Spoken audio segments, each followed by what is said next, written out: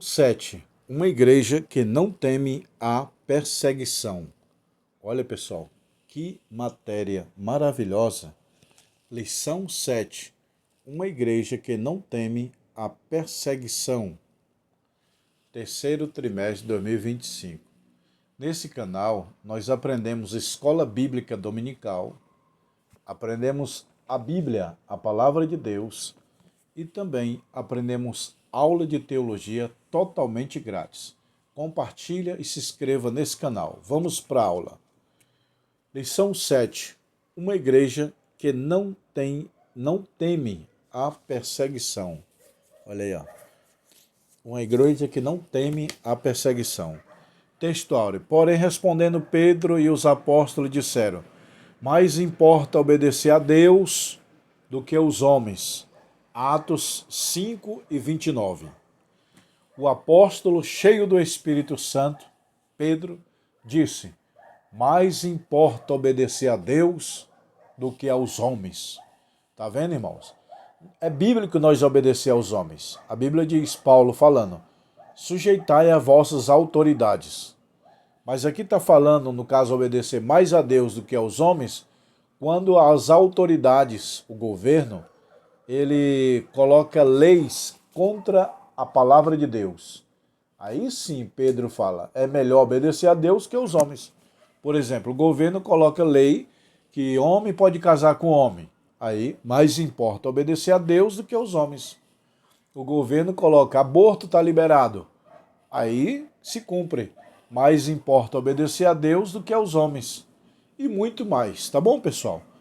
Então, Pedro, cheio do Espírito, disse: é melhor obedecer a Deus do que aos homens. Ele não destacou que nós temos que ser sujeitos aos homens, não. É só quando a lei do homem está quebrando o princípio da palavra de Deus. Verdade prática. Em relação à verdadeira igreja cristã, há duas verdades inegáveis. A igreja será perseguida. Deus a protegerá. Isso aqui é duas verdades inegáveis. A igreja sempre e sempre terá perseguição. Teve no passado, tem no presente e terá no futuro. Agora, uma coisa é garantida: ela é protegida por Deus. No passado, Deus protegeu, protege hoje e protegerá no futuro.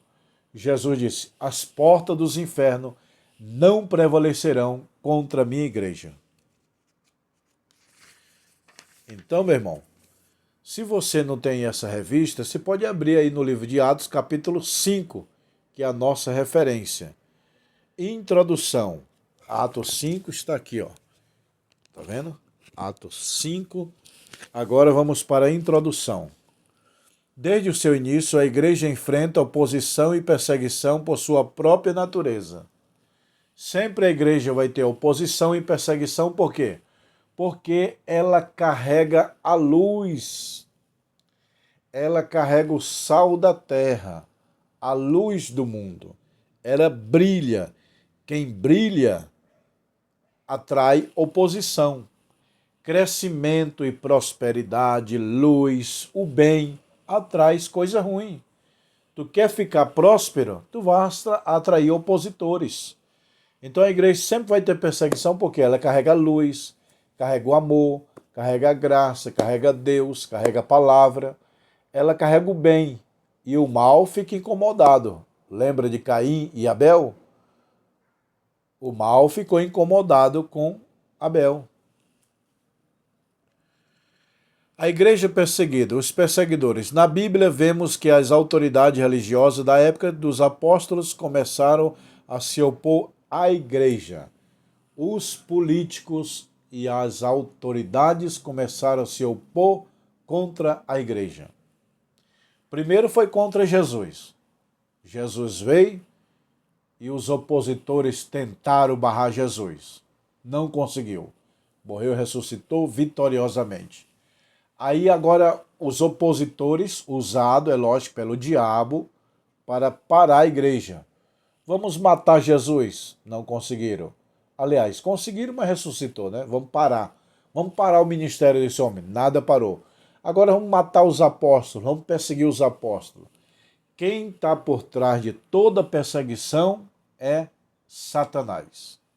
Satanás está atrás da perseguição da igreja e tentando matar a igreja é o diabo. Lembra de Saulo, que era usado pelo diabo, querendo matar a igreja, e depois se converteu? Então, meu irmão, as autoridades, os perseguidores serão as autoridades. Quem mais persegue hoje a igreja é o governo, não é o vizinho aí. Tem vizinho endemoniado? Tem, mas não é todo mundo. Agora o governo, ele trabalha para o anticristo. O governo trabalha para o mal. Lembra que Jesus falou? O mundo jaz no maligno. Entendeu? As esferas da perseguição. A perseguição dos judeus aos cristãos se dava duas esferas. A religiosa, por verem a mensagem de Cristo por ameaça, e a política. Os romanos procuravam aumentar o capital político dos judeus. Roma e Israel queria parar a igreja. Lembra de Apocalipse? E uma mulher fugia do dragão. Ali representa o quê? A perseguição do diabo. O diabo sempre esteve perseguindo. O mal sempre persegue o bem, mas o bem sempre vence o mal. Aqui é na esfera da política e das autoridades. Os políticos queriam acabar com a igreja, influenciado pelo diabo. Lembra de Herodes? Que está na Bíblia aqui, ó. Jesus nasceu. Aí Herodes, eu estou sentindo uma coisa aqui no meu coração de mandar matar as crianças. Olha aí, Jesus acaba de nascer, Herodes quer matar as crianças. Quem colocou o desejo no coração de Herodes para matar as crianças, hein? Quem colocou? O mal, Satanás. Quando Moisés nasceu para libertar Israel. O que Herodes mandou matar? É Faraó. Faraó mandou matar as crianças para pegar Moisés e não pegou. Então, o mal sempre vai perseguir o bem. As trevas sempre vai perseguir a luz. Detalhe, perseguir não significa acabar, porque Satanás colocou no coração de Herodes para matar as crianças, perseguir Jesus, mas não conseguiu. Faraó colocou no coração, o diabo colocou no coração de Faraó de matar as crianças. Não conseguiu parar Moisés. Então as trevas perseguem a luz, mas não consegue parar. O mal persegue o bem, mas o mal não vence o bem.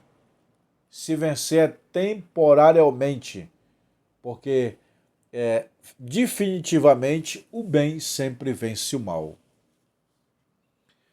Na esfera religiosa, Lucas existe que os religiosos judeus prenderam os apóstolos. Os judeus prenderam Jesus, mataram. Os judeus crucificaram Jesus Cristo.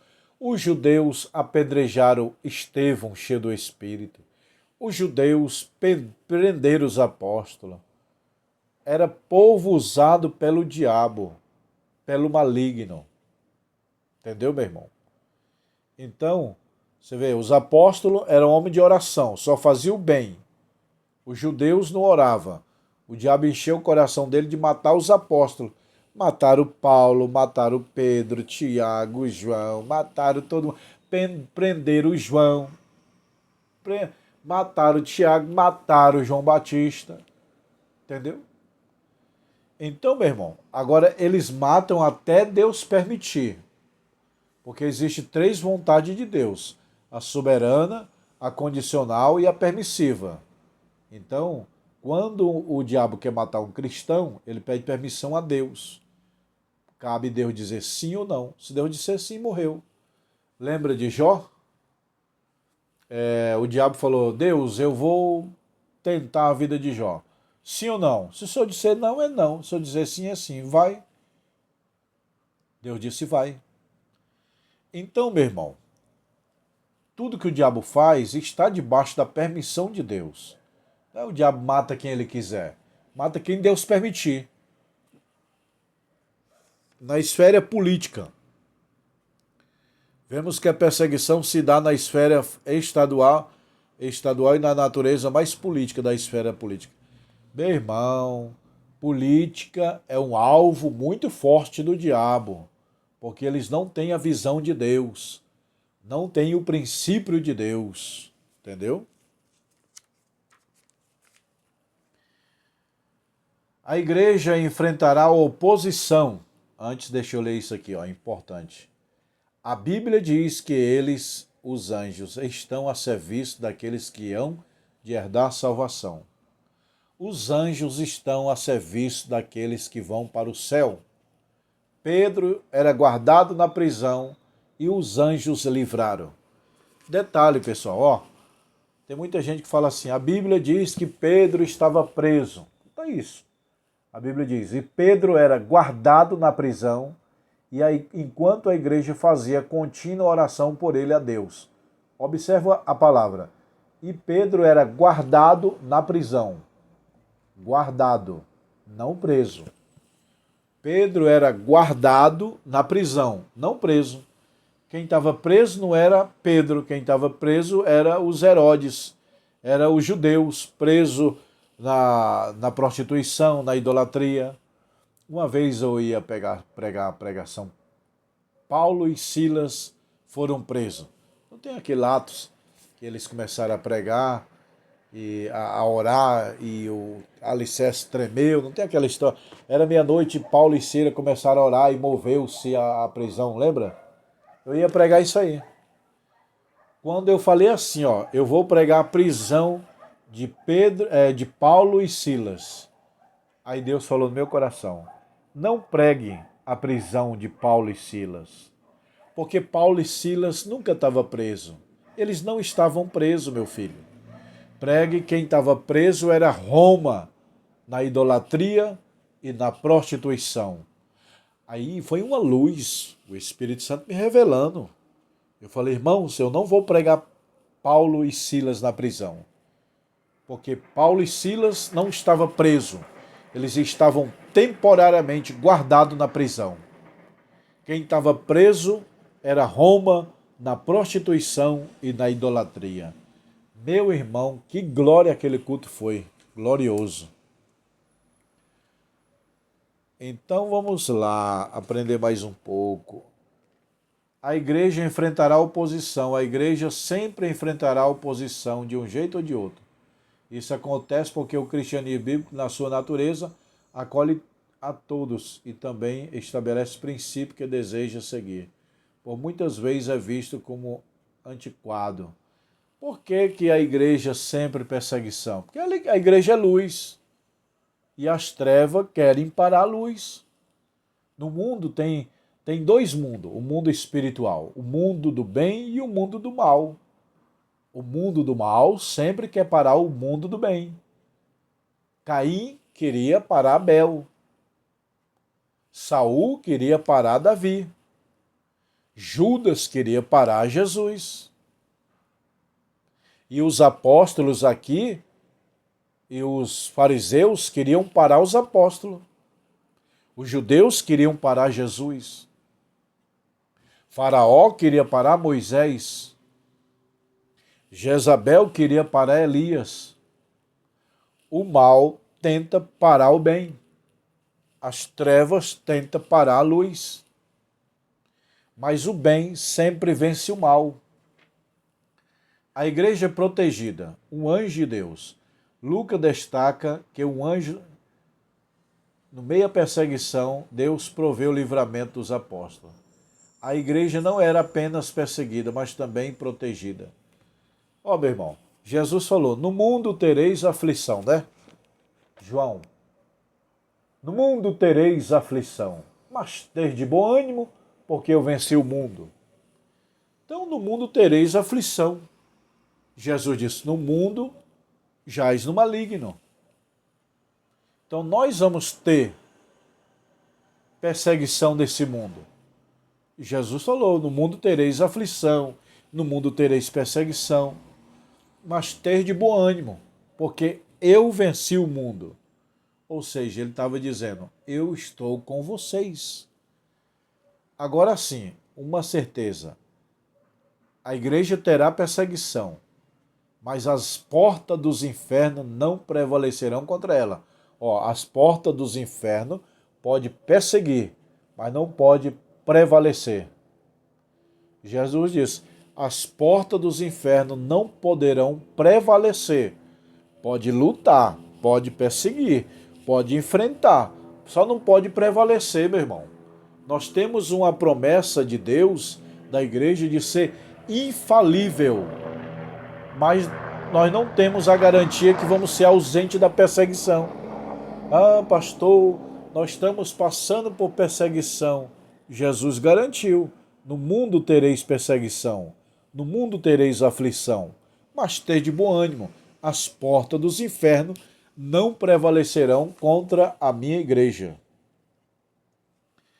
Intercessão da igreja. Em Atos 12, a igreja fazia contínua oração por Pedro. Intercessão. A igreja era uma igreja de oração. E Pedro aparentemente estava preso. Do ponto de vista humano, Pedro estava preso. Do ponto de vista divino, Pedro era guardado. E não tem uma parte assim, Pedro estava preso. Não. O que a Bíblia diz é, Pedro era guardado na prisão, enquanto isso a igreja fazia contínua oração por ele a Deus. Pedro era guardado na prisão. Guardado é diferente de ser preso. Paulo foi guardado na prisão, Pedro foi guardado na prisão, Jesus era guardado na prisão, João Batista foi guardado na prisão. Guardado, não preso. Por quê? Ele sai na hora que Deus quiser, meu irmão. É igual um passarinho. O passarinho está dentro da gaiola. O passarinho está preso? Não, está guardado. É só abrir a gaiola que ele sai. Preso está os filhos do diabo, na idolatria, na prostituição, na inveja.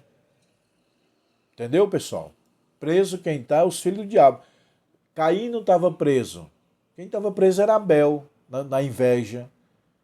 Davi não estava preso. Quem estava preso era Saul, na inveja. Moisés não estava preso. Quem estava preso era Faraó, com inveja. Jesus não estava preso. Quem estava preso eram os fariseus, os romanos, com inveja. Paulo não estava preso. Quem estava preso eram os judeus falsos, com inveja.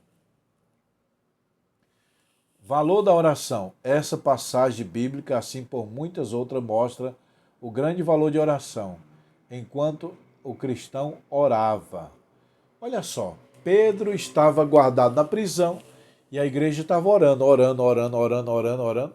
O anjo foi lá onde Pedro estava guardado, não preso, e falou, Pedro, sai, meu irmão, sai.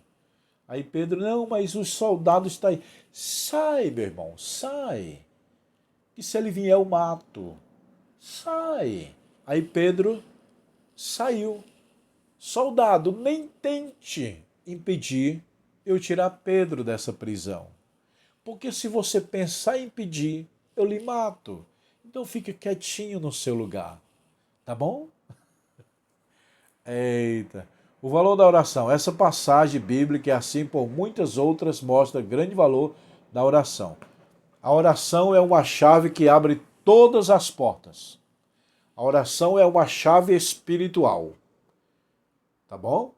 E lembrando que, olha só, isso aqui é interessante, ó. A oração é um escudo. A oração é um escudo. Você se defende. A oração não é uma arma de ataque. Ela não ataca. O escudo não ataca. O escudo é para se defender. A oração se defende, ó. A oração é um escudo, tá bom? A oração não é uma arma de ataque. A oração é uma arma de defesa. Entendeu? Agora, o que é arma de ataque? A espada do Espírito, sim.